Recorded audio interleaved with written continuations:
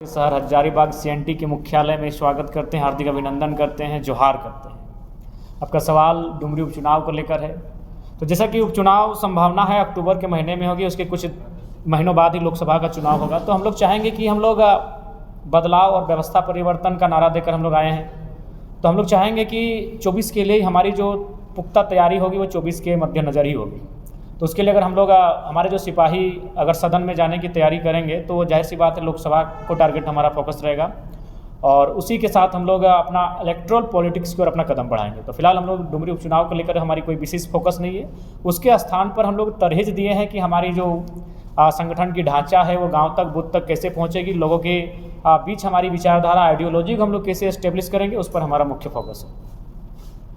आंदोलन किए और कहीं ना कहीं जो भी सत्ता में बैठे लोग हैं, क्योंकि इस झारखंड की दुर्गति के लिए राज्य के साथ साथ केंद्र की सरकार भी रिस्पॉन्सिबल है, तो उन्हें लगता है कि ये छात्र युवा केवल आंदोलन करते हैं, मूवमेंट करते हैं, फिर मूवमेंट कुछ महीनों बाद ठंडे बस्ती में चला जाता है, इनके पास भीड़ को वोट में तब्दील करने की शक्ति नहीं है, या फिर ये लोग केवल और केवल हल्ला करने जानते हैं, चिल्लाने जानते हैं, सड़कों पर आके नारेबाजी करना जानते हैं। तो जाहिर सी बात है लोकतांत्रिक देश में अगर आपको सबसे बेहतर जगह चाहिए अपनी बातों को रखने का, अपनी बातों को मनाने का, तो मेरा मानना है सदन सबसे बेहतर जगह होती है, हाउस। तो हम लोग का प्रयास होगा कि हाउस में हमारे रिप्रेजेंटेटिव जाएं, वहाँ हमें रिप्रेजेंट करें, हमारे मुद्दों से पूरे देश को अवगत कराएं, ताकि इस विषय पर सब क्रियान्वयन होते हुए गंभीरतापूर्वक चर्चा करते हुए हमारे राज्य के हितार्थ के लिए कुछ नीति नियम बन सके। जयराम महतो चुनाव लड़ेंगे क्या? देखिए ये कोर कमेटी का ही डिसीजन होगा। बाकी चुनाव हमारा व्यक्तिगत विषय नहीं है, विषय है बदलाव, और उस बदलाव में कोई व्यक्तिगत फैसला, व्यक्तिगत निर्णय, व्यक्तिगत चेहरा मायने नहीं रखता है। क्योंकि अभी 2024 आते आते हमारी जिन परिस्थितियां झारखंड में उत्पन्न हो रही है और झारखंड की परिस्थितियों से लोग रूबरू हैं, बहुत सारे संकटों का सामना करना होगा। ऐसी परिस्थितियों में हम लोग व्यक्तिवाद ना होकर एक आइडियोलॉजी की ओर आगे बढ़ेंगे, और उसमें जो भी सर्वसम्मति से निर्णय होगा उसका हम लोग अनुपालन करेंगे। देखा गया कि आप वर्तमान सरकार का विरोध तो कर ही रहे हैं, आप तो भाजपा का भी विरोध कर रहे हैं, जैसा आपने बताया कि 2024 के चुनाव में हम लोग केजरीवाल के तर्ज पर ओपन करेंगे, अपने जनता से हम लोग राय लेंगे कि हमें किसके साथ समर्थन देना चाहिए, विपक्ष में रहना चाहिए या सरकार जो बन रही है उनके साथ समर्थन देना चाहिए। और समर्थन अगर हम लोग देंगे तो उनका झारखंड के प्रति क्या रोल रहेगा, झारखंड के प्रति वो क्या सोच रखते हैं और झारखंड के लिए वो क्या करेंगे, तो इन मुद्दों के साथ हम लोग समर्थन देने या फिर विपक्ष में बैठने की अगर संभावना ऐसी बनी, हमारे लोग अगर वहाँ जीत कर जाते हैं, तो ये चर्चाएँ खुले मंचों पर होंगी, प्रेस कॉन्फ्रेंस के माध्यम से होंगी, लाइव के माध्यम से होंगी, तमाम जो भी हमारे पास उपक्रम है जिनसे हम जनता से कनेक्ट हो सकते हैं, और उसके बाद ही हम लोग डिसीजन लेंगे। आपको लगता है क्या कि जब आपने आंदोलन शुरू किया और जब आप यहाँ पर पहुँचे हैं तो कुछ कमियाँ, जैसे अब जब शुरुआत किए थे तो बहुत सारे लोग आपके साथ थे, जहाँ शक्ति बढ़नी चाहिए थी वो घटती चली गई, कुछ लोग आपसे दूर होते चले गए, ये आपने महसूस किया क्या? हाँ, स्वाभाविक है, क्योंकि जब आंदोलन का आगाज हुआ था तो उसमें सभी दलों के लोग आए थे। चूँकि ये सबकी अस्मिता का सवाल था और सबको इस बात का आभास भी हुआ कि कहीं ना कहीं हम लोग ठगे जा रहे हैं। तो जब आंदोलन का स्टार्ट हुआ था तो पर्दे से कहिए या फिर चेहरे पे मास्क ढक के कहिए, लगभग सभी दलों के लोग आए थे। लेकिन जब हम लोग इलेक्टोरल पॉलिटिक्स में बढ़े तो स्वाभाविक है जो लोग ऑलरेडी जो दल स्थापित थे, क्योंकि सबसे बड़ी समस्या ये है कि ये नए नौजवान है, ये नौसिखिए हैं, इनके पास जनबल है लेकिन धनबल नहीं है, इनके पास कोई स्ट्रेटजी नहीं है, इनके पास कोई किंग मेकर नहीं है। तो इस लिहाज से ये पॉलिटिक्स में अपने आप को स्थापित कर पाएंगे कि नहीं कर पाएंगे, ये सबसे बड़ा चैलेंज है। तो जाहिर सी बात है जो लोग ऑलरेडी स्थापित पार्टियों में हैं, जो स्थापित हैं उनके दलों में हैं, तो जाहिर सी बात है फिर उनकी रुख कर रहे हैं, और लिहाजा कुछ लोग जो विभिन्न दलों से आए थे फिर अपने दलों के साथ जाने की चेष्टा कर रहे हैं और जा भी रहे हैं। तो ऐसे में एक चैलेंजिंग है कि जब हम लोग इलेक्टोरल पॉलिटिक्स की ओर बढ़ेंगे तो उन चीज़ों का हमें सामना करना पड़ रहा है और कर भी रहे हैं, ये सच्चाई है। एक और सवाल इसमें बड़ा इंपॉर्टेंट है, 1932 को लेकर आप तमाम बातें कहते हैं, लेकिन जब राज्य में 1932 को लेकर कोई और खड़ा होता है तो साथ में खड़े होते नहीं देखते। उदाहरण है सिली के जो विधायक, सिली के पूर्व विधायक अमित महतो हैं, वो लगातार घूम रहे हैं, 1932 को लेकर बातें रख रहे हैं। हमने भी उनसे सवाल पूछा था उनसे कि जयराम महतो से कोई गिला शिकवा है क्या, साथ में नहीं दिखते। उन्होंने कहा था हालांकि कुछ भी नहीं है, जब भी बोलेंगे साथ में दिखेंगे। आप क्या कहना चाहेंगे? जी, हम लोग भी निश्चय ही हमारी टीम उनसे वार्ता हो रही है, और लगभग जो भी 32 के मुद्दे पर मुखर होकर बातों को रखे हैं उनके साथ हम लोग हैं, और निश्चय ही हमारी विचारधारा समान है। थोड़ी सी परिस्थितियाँ अनुकूल हो सकती हैं, प्रतिकूल हो सकती हैं, लेकिन हमारी विचारधाराएं समान होने के कारण निश्चय भविष्य में हम लोग एक मंच पर जिस प्रकार आज बैठे हैं, हम लोग सभी वर्ग, सभी समुदाय को लेकर, सभी क्षेत्र को लेकर साथ चलने का चेष्टा किए हैं, निश्चय ही सबको साथ लेकर चलने का प्रयास करेंगे। एक और आरोप आप पर लगता रहा है या फिर जो भी इस आंदोलन पर कि कुछ जातियों में सिमट कर रह गया, सारे लोग इसमें नहीं आ पाए, क्या आपने इस चीज़ को एहसास किया कभी? हाँ बिल्कुल एहसास किया है। और आपका सवाल भले कड़वा है लेकिन सच्चाई है। इसका सच्चाई होने का कारण ये है कि यह आंदोलन धनबाद और बोकारो की पृष्ठभूमि से तैयार हुआ है और आंदोलन का इतिहास रहा है कि हमेशा आंदोलन को वर्किंग क्लास ही लीड करती है। एक बिजनेस क्लास होती है, वर्किंग क्लास होती है, हम उसमें कास्ट वाइज उसको एनालाइज नहीं करेंगे। तो वर्किंग क्लास कहीं ना कहीं आंदोलन को प्रिपेयर करती है, आंदोलन को आगे आके लीड करती है। तो कहीं ना कहीं हमारी जो कम्युनिटी है वो वर्किंग क्लास है, वो एक एग्रीकल्चर क्लास है, फार्मिंग क्लास है। तो लिहाजा जब उस क्षेत्र पर हमारी आबादी भी ज़्यादा है, संख्या ज़्यादा है, जाहिर सी बात है संख्या में लोग हमारे दिखेंगे ही। लेकिन जैसे वो आंदोलन धनबाद बोकारो से बाहर जाने लगा तो अन्य लोगों की संख्या दिखी। जैसे हम हजारीबाग आए तो बहुत सारी संख्या में कोरी समुदाय के लोग दिखे। हम कोडरमा क्षेत्र गए तो यादव बहुल क्षेत्र मिला, वहाँ के लोग बहुत ज़्यादा संख्या में दिखे। अन्य स्वर्ण वर्ग के भी लोग दिखे, आदिवासी वर्ग के लोग भी दिखे। सिमडेगा गुमला में हाल ही फिलहाल कुछ दिन बाद मेरी एक छोटी सी कार्यक्रम है। तो चूंकि स्टार्टिंग जिस पृष्ठभूमि से आंदोलन हुआ है वह कहीं ना कहीं महतो बहुल क्षेत्र है, कुर्मी बहुल क्षेत्र है और उनका गढ़। और सबसे खास बात है कि उनका लड़ाई का इतिहास ही रहा है, तो लड़ने के लिए वे निकल चुके हैं। तो इसीलिए ये भी आपकी सच्चाई है, लेकिन उस टैग से हम लोग बहुत जल्द बाहर आ जाएंगे। और जब आप हमारे साथ बैठे हुए अन्य समुदाय के लोग अपने सरनाम के साथ दिखेंगे तो आपको भी इन चीज़ों का एहसास हो जाएगा कि हम लोग छोटे बच्चे ही सही, लेकिन उन खामियों को जो आप लोग सजेस्ट कर रहे हैं उनको दूर करने के लिए हम लोग भी प्रतिबद्ध हैं। तो फिलहाल स्वीकार करते हैं आप इस बात को? हाँ स्वीकार, सच्चाई को स्वीकार करने में आपत्ति नहीं होनी चाहिए, सच्चाई है उसे स्वीकार करना होगा। तो कैसे लाएंगे लोगों को साथ में, कैसे जोड़ेंगे? सबसे बड़ी बात है आइडियोलॉजी, कि भाई वास्तव में झारखंड के साथ हो क्या रहा है, या फिर जो भी नुकसान हो रहा है क्या किसी जाति विशेष का हो रहा है। जो भी विषय रहे, चाहे नियोजन की बात रहे, प्राइवेट सेक्टर की बात रहे, कॉन्ट्रैक्ट की बात रहे, एजुकेशन की बात रहे, या फिर कंपनी द्वारा लैंड एजुकेशन की बात रहे, या फिर जो भी मैटर सामने आ रहे हैं, क्या उससे केवल और केवल एक समुदाय के लोग प्रभावित हो रहे हैं? नहीं हो रहे हैं। तो इन मुद्दों के साथ, इन बातों के साथ, इन विचारधाराओं के साथ निश्चय ही लोग एक साथ जुड़ेंगे, बैठेंगे और इन चर्चाओं के पर विराम भी लगेगा और हम लोग एक नए सिरे के साथ एक नए इलेक्ट्रल पॉलिटिक्स की ओर कदम बढ़ाते हुए दिखेंगे। आपको लगता है कि झारखंड में घुसपैठ की भी समस्या, आप बिहारियों के बारे में बात करते हैं? नहीं देखिए, आप उत्तर प्रदेश के बारे में बात करते हैं, कभी बांग्लादेश के बारे में बात नहीं करते? नहीं, क्यों नहीं किए, हमेशा कहें हैं। चाहे हम तो स्पष्ट कहें कि प्रदेश हो या विदेश हो, बंगाल हो या बांग्लादेश हो या बिहार हो, उत्तर प्रदेश हो। सवाल इसलिए हम पूछेंगे, नहीं ठीक है, आपका सवाल जेन्युइन है। देखिए, जो हमारे भूभाग में रहते हैं, जो हमारी भाषा संस्कृति से अवगत हैं, वे लोग हमारे हैं, वे लोग इस क्षेत्र की आइडेंटिटी को धारण करते हैं। बाकी जो लोग डबल आइडेंटिटी रखते हैं वो किसी क्षेत्र के रहें, किसी राज्य से रहें, हमने तो स्पष्ट कहा है किसी राज्य की डेमोग्राफी को बदलना कहीं ना कहीं एक वार क्राइम होता है। आप उस राज्य की, उस क्षेत्र की डेमोग्राफी को नहीं बदल सकते हैं। बाकी व्यवहार होना, व्यापार होना, ये अलग विषय है। आप डेमोग्राफी को नहीं बदल सकते हैं। तो डेमोग्राफी बिहार से बदली जा रही है, यूपी से बदली जा रही है, बंगाल या बांग्लादेश से हो, डेमोग्राफी बदले जाने का हम लोग पुरजोर विरोध करते हैं। तो बिहारियों का वोट आपको नहीं चाहिए होगा क्या 2024 के चुनाव में? जिन्हें बिहार के लोग भी वोट देंगे, लेकिन कौन बिहारी वोट देंगे? एक बात बताइए, जब हमारी लड़ाई है डबल, हम तो कभी बिहारी या झारखंडी की बात नहीं किए।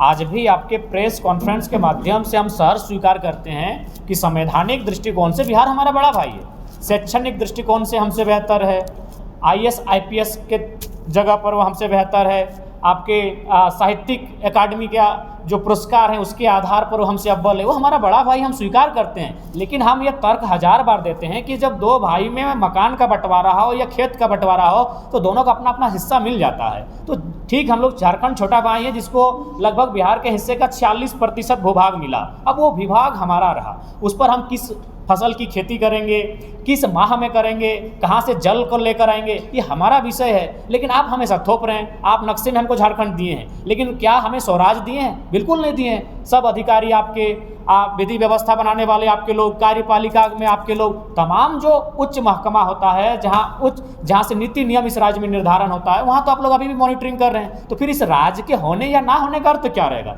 जब तक हमें स्वराज की व्यवस्था का अनुभव नहीं होगा, जब तक हमें सन ऑफ सॉइल के सिद्धांत का अनुपालन यहाँ नहीं दिखेगा, तो फिर अलग राज्य होने का मकसद नहीं दिखेगा। तो इसलिए बिहार से हमारा कोई वैर नहीं हो, हमारा बड़ा भाई है, सहर्ष स्वीकार करते हैं। और हम ये भी स्वीकार करते हैं बंगाल हम और उड़ीसा भी हमारे 4 भाइयों में से हैं, उनको अपना अपना हिस्सा मिल चुका है, वो अपने अपने हिस्से में खुश हैं, अपनी अपनी भाषा संस्कृति का सृजन कर रहे हैं, उत्थान कर रहे हैं, उन्नति कर रहे हैं। तो वही अवसर हमें भी दिया जाए। जिस प्रकार उड़ीसा अपने लोगों के साथ अपनी भाषा के साथ उन्नति कर रहा है, बंगाल अपने लोगों के साथ अपनी भाषा के साथ उन्नति कर रहा है, बिहार अपने लोगों अपने रोजगार के साथ उन्नति कर रहा है, हमें झारखंड के लोगों को भी हमारी जो आइडेंटिटी है, हमारे जो विषय हैं, उनके साथ उन्नति करने का अवसर मिलना चाहिए।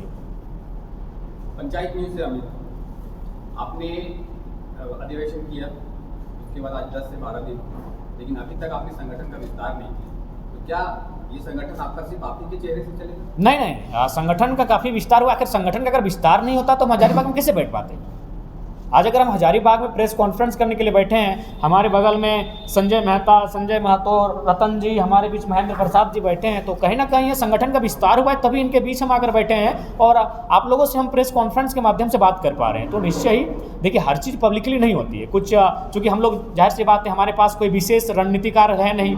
हमारी अगर सारी चीज़ों को अगर हम लोग पब्लिकली कर देंगे तो बाकी लोग भी वॉच कर रहे हैं। उतना तो छोटे नीतीश कुमार वॉच कर रहे हैं हमारे आंदोलन को, तो ये लोग हमें वॉच कर रहे हैं, हमें कभी भी डिस्टर्ब कर सकते हैं। इसीलिए कुछ चीज़ें हम लोग अंदर खाने से बहुत ही गतिमान तरीके से जारी रखे हैं। और जितने भी जिस आंदोलन के जो पीछे से जो आपको सपोर्ट करते आए हैं, वो सबको आप जैसे आप आगे बढ़ते गए, वैसे आपके पीछे वाले लोगों को सबको छोड़ते गए, तो उनको कभी एकजुट करेंगे? नहीं, देखिए ऐसा नहीं है। कुछ लोग ऐसे हो सकते हैं, अभी उदाहरण के लिए हमारे बीच महेंद्र दाही और संजय दाही कुछ पल के लिए नाराज हुए, तो हम लोगों ने से कहा कि दादा अगर कुछ भूल चूक हुई तो उसको क्षमा याचना रहेगी। देखिए इंसान, हम लोग हर उस विषय का, हर उस सिद्धांत का अनुपालन करते हैं जिससे कि हम मजबूती हो। तो जाहिर सी बात है, जब हम लोग मनुष्य हैं तो जाहिर सी बात है कुछ भूलें होंगी। जैसे महाधिवेशन की बात करें तो हम लोग को उम्मीद नहीं थी कि इतनी संख्या में लोग जुटेंगे। हमारी व्यवस्था जिस प्रकार से हम लोग अरेंज किए थे नहीं हो पाई। हम उस महाधिवेशन का मुख्य वक्ता या फिर जो भी कहीं होने के बाद हमको 2 घंटा जंगल से जाकर कार्यक्रम को सुनना पड़ा। हम इसलिए जंगल में चले गए कि हमारे साथ लगभग 10% भीड़ भी चली गई ताकि उस जगह को मैनेज किया जा सके। तो ऐसी चीज़ें आई जिसके कारण हमारे भी कुछ साथी, जाहिर सी बात है, अपने अंदर की जो पीड़ा है उसको उन्होंने प्रदर्शित किया और उसको हमने भी अनुभव किया और उनसे क्षमा याचना किया। क्षमा मांगने से ना हमारी हाइट घट गई, ना हमारे नाम का स्पेलिंग घटा, लेकिन वे लोग वापस हमसे जुड़ गए। हाँ शशांक भैया, कांग्रेस और सत्ता पक्ष से जुड़े हुए लोग आरोप लगा रहे हैं कि आप बीजेपी की बी टीम कैसे देखते हैं? देखिए सबसे पहली बात तो मैं झारखंड मुक्ति मोर्चा, चूँकि सत्तारूढ़ दल की सबसे प्रमुख चेहरा है, प्रमुख दल है, वे ऑलरेडी बीजेपी आईएसयू के साथ गवर्नमेंट बना चुकी है। तो अगर वे हम लोग तभी एस्टेब्लिश नहीं हुए हैं, हमारा एक ऑथेंटिक मुखिया नहीं है हमारे दल से, विधायक तो दूर की बात है, हम कभी वोट इलेक्ट्रल पॉलिटिक्स में भाग ही नहीं लिए हैं। और हम पर अगर आप इस प्रकार का आरोप लगा रहे हैं तो हमें लगता है उन्हें अपने गिरेबान पर स्वयं झांकना चाहिए, अपने चरित्र को स्वयं आकलन करना चाहिए कि आप जिन चीज़ों को हमें बता रहे हैं, जरा सी आपको मौका मिलती है, आप मौका पुरस्त बन जाते हैं और उनके साथ स्वयं सरकार बनाते हैं। और आपको आज बाय प्रेस कॉन्फ्रेंस के माध्यम से कहना चाहेंगे, यदि माननीय मुख्यमंत्री जी के ऊपर विशेष दबाव अगर बढ़ा ईडी वगैरह का, तो 2024 में भारतीय जनता पार्टी और झारखंड मुक्ति मोर्चा संयुक्त रूप से चुनाव लड़ेगी, इस पर कोई सवाल भी नहीं होगा। आपने चुनाव के लिए तो अनाउंसमेंट कर दिया कि चुनाव में आ रहे हैं, लेकिन इसमें कोई दो नहीं है कि आपका चेहरा पूरे झारखंड में चमक रहा है, लेकिन आपके अलावा कोई ऐसा चेहरा दिखा नहीं जो परिचित हो। कैसे चुनाव में जाएंगे, कैसे चुनाव लड़ेंगे, इसको लेकर कभी आपने सोचा क्या? क्योंकि आपके अलावा कोई और दूसरा, तीसरा, चौथा चेहरा ऐसा नहीं हो जो कि नोन हो पूरे झारखंड में, जिस तरीके से आप नहीं दिख रहे हैं। जैसे संजय दा भी दिख रहे हैं, मनोज दा दिख रहे हैं, देवेंद्र दा दिख रहे हैं, मोती साहब दिख रहे हैं। इस तरह धीरे धीरे करके बहुत सारे लोग आएंगे सामने और उन्हें इस्टेब्लिश करना हमारा दायित्व होगा और हम लोग सभी एक टीम वर्क के तहत उनको भी स्थापित करेंगे। जाहिर सी बात है, ये आइडियोलॉजी की लड़ाई है, ये पर्सनैलिटी की लड़ाई नहीं है, ना पर्सन की लड़ाई है। तो ये चैलेंजिंग विषय है और आप जैसे सवाल करते हैं ना, तीखे सवाल, उनका हम लोग प्रयास करते हैं उनका बेहतर हो सके। इसलिए उम्मीद करते हैं आज के प्रेस कॉन्फ्रेंस में तमाम मीडिया बंधु आप लोग हमारी कमियों से भी हमें वाकिफ़ कराएं ताकि हम लोग कुछ सीख कर भी जाएँ। पैसे की जरूरत पड़ेगी चुनाव में?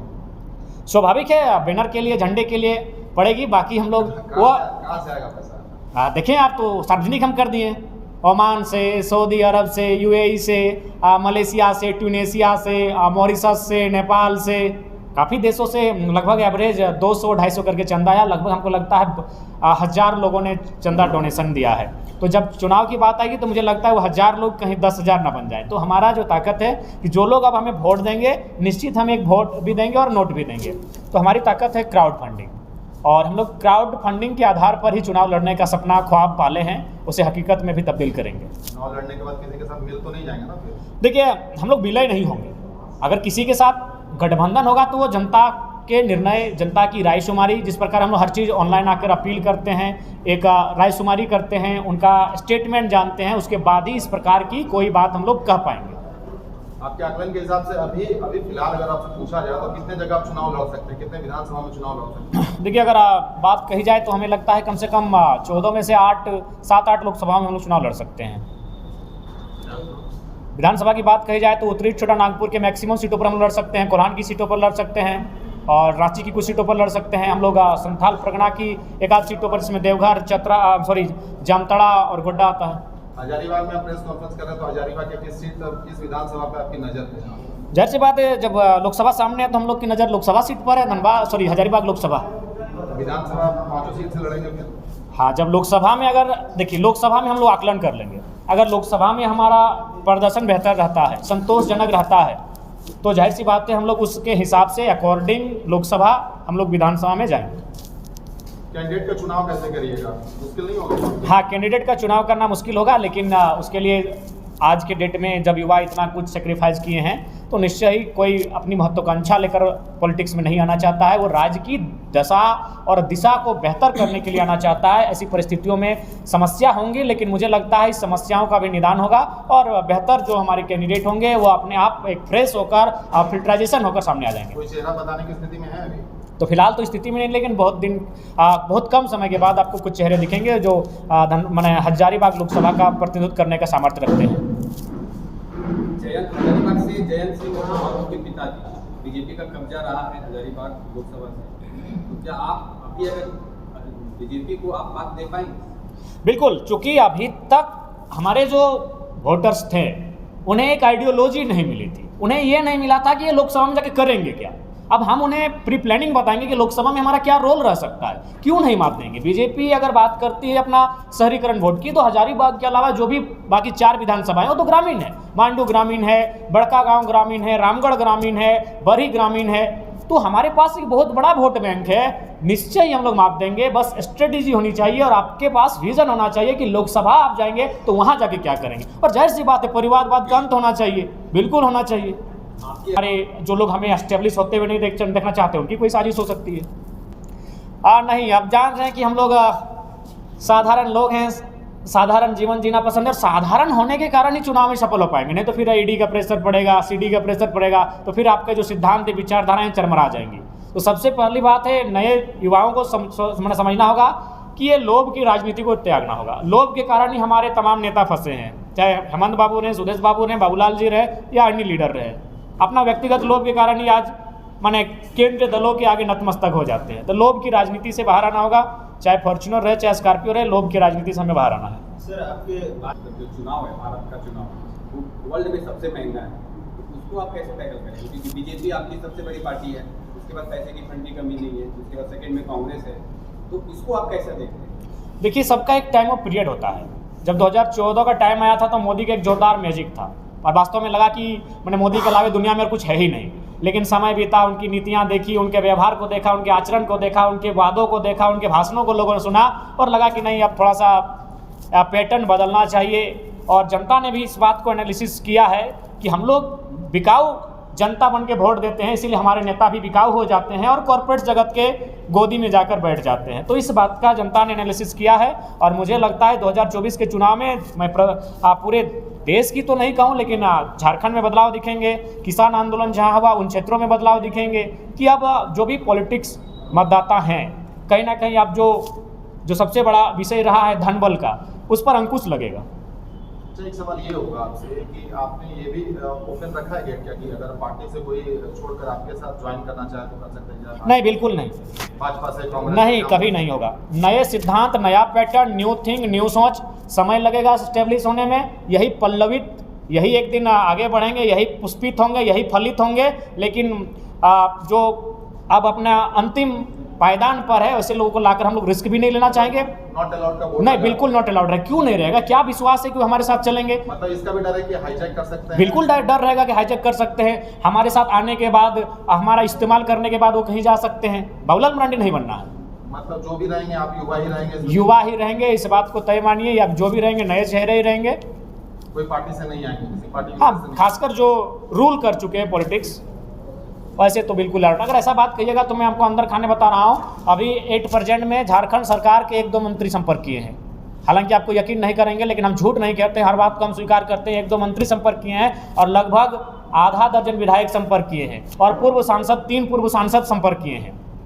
तो जाहिर सी बात है, भले लोग हम लोग को हल्के में ले रहे हैं, लेकिन जब एक क्रांति आती है, चाहे जयप्रकाश नारायण हो या किन्हीं और की क्रांति हो, क्रांति इसी तर्ज पर आती है, कोई उम्मीद नहीं करता है और एकाएक आती है। और भले जो लोग हमें हल्के में ले रहे हैं उन्हें कहिएगा नीतीश कुमार गंभीरतापूर्वक हमें वॉच कर रहे हैं। उसी का उदाहरण है कि कुछ दिन पहले आते हैं, झारखंड में मुख्यमंत्री महोदय से मिलते हैं और जाके बिहार में भी ओपन का काम करते हैं। ये एकाएक नहीं है, ये प्री प्लानिंग है, क्योंकि वे भली भांति जानते हैं आज की पॉलिटिक्स में नीतीश कुमार जैसे सुलझे हुए इंसान बहुत कम दिखेंगे। उनकी जो इच्छा है, हम भी उनकी इच्छा का सम्मान करते हैं, बिल्कुल पीएम कैंडिडेट योग्य हैं वे भी। तो वे जाहिर सी बात है, जब उनकी पार्टी नेशनलाइज नहीं बनेगी तो अभी एक क्षेत्रीय पार्टी के रूप में उनको अपना 6% 3 राज्यों में, जैसा कि जानकारी है, आपका वोट परसेंटेज होना चाहिए, 3 राज्यों में आपके विधायक होने चाहिए, कुछ परसेंटेज है। तो उसके लिए वो झारखंड को टारगेट करेगी, क्योंकि झारखंड बिहार से अलग हुआ है। और किस बेसिस पर टारगेट करेगी? छोटा भाई के नाते। तो इसीलिए जब देखा कि झारखंड में 60-40 है, वो वहाँ 57-43 पे चली गई, 3 नीचे ही चली गई है। तो लिहाजा इसको आप हल्के में नहीं ले सकते हैं। यहीं आपके राज्यसभा सांसद माननीय खीरू महतो जी जाते हैं, सम्मान करते हैं, उनका आदर करते हैं, लेकिन वह राजनीतिक अंतिम पड़ाव पर थे, संन्यास की स्थिति में थे। उस शख्स को उठाकर अगर वो माननीय नीतीश कुमार अगर दिल्ली भेजे हैं तो कहीं ना किसी आंदोलन के प्रभाव के कारण इस बात को आपको 1% ही मानिए, लेकिन मानना होगा। प्रदेश के मुख्यमंत्री में कोई अच्छी बात आपको नजर आती है? विरोध तो आप बहुत करते हैं, आज क्वालिटी तो आपने देखा होगा कभी। हाँ, अच्छी बात है कि मैंने क्रिकेट अच्छा खेलते हैं, 70 लाख का मैंने सामग्री के साथ क्रिकेट खेलते हैं। तो जाहिर सी बात है, हम चाहते कि काश वो पॉलिटिक्स में ना होकर, ऐसे भी तो गुरु जी के पुत्र थे, अगर वो क्रिकेट खेलते हैं तो हमें लगता है कि एक बेहतर क्रिकेटर मिल जाता। हम लोग भी मैंने आज नाज करते हैं कि हमारे झारखंड से और एक बेहतर खिलाड़ी हो, और ये होना चाहिए। जितना स्ट्राइक आप चुनावी रणनीति भी उतना भाजपा के खिलाफ आप नहीं। देखिए, लोकसभा तो भाजपा के खिलाफ जाएगा। 14 में 12 सीटें एनडीए के पास है, 14 में 12 सीटें एनडीए के पास है। और अब देख लीजिएगा कि वो सुपर ओवर किसके साथ होगा।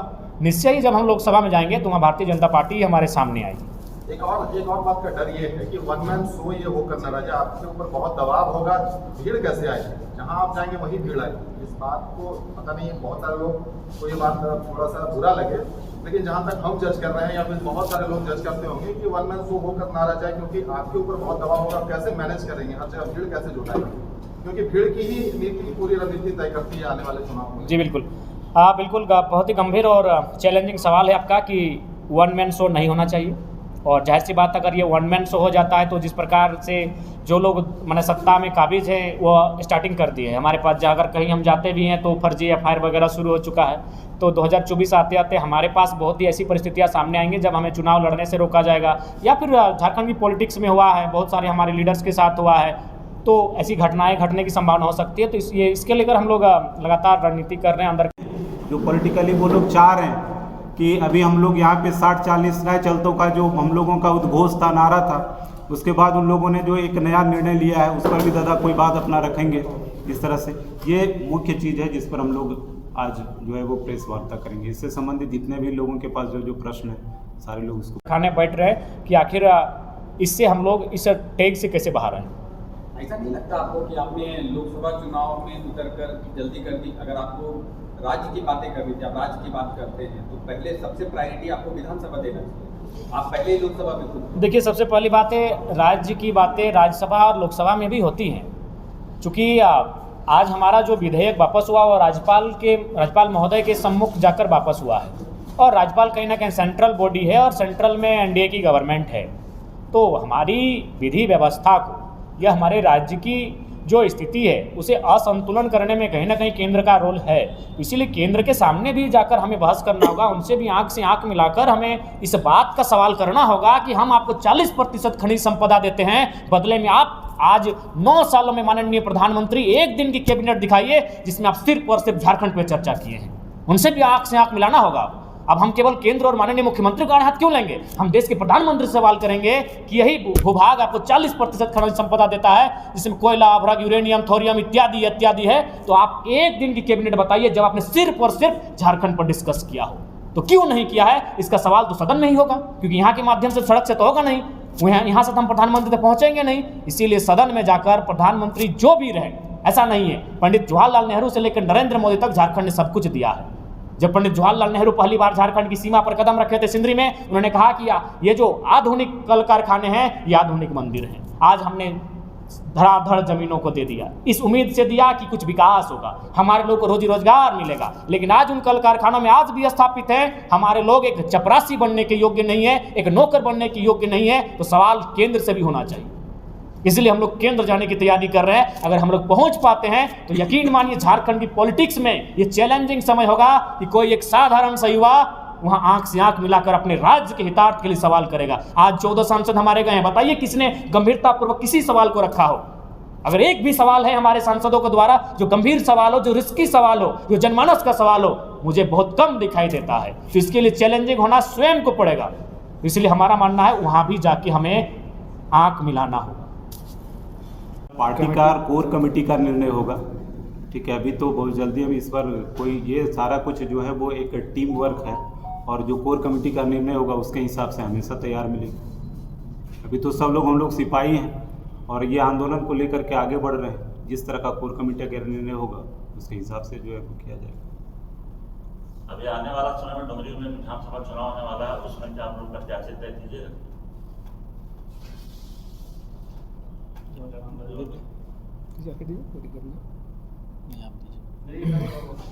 सबसे पहले पुनः एक बार फोर्थ पिलर लोकतंत्र के